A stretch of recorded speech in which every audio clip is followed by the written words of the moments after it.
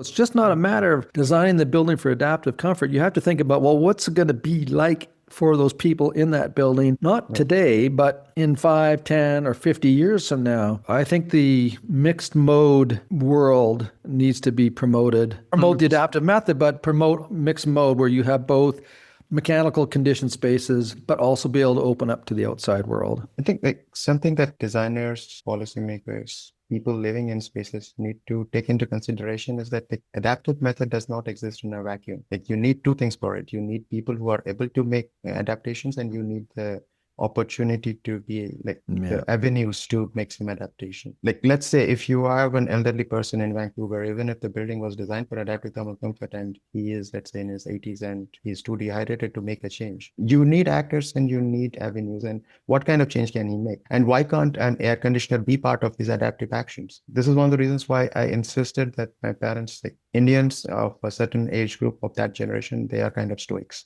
They take pleasure in being able to bear the heat. But I said, okay, you are getting on age. You are getting an air conditioner. I don't really care what you want. You may not use it for most of the year, but there will be like 2 or 3 days during the year. I mean, it's not even that it's touching 45. It used to touch 45 when I was 10. That's not the biggest challenge. It's like the maximum temperature is going to stay over 40 for more than 30 days, more than 40 days now. There will be days when people who are over 60, they need some extra adaptive opportunities, let's say.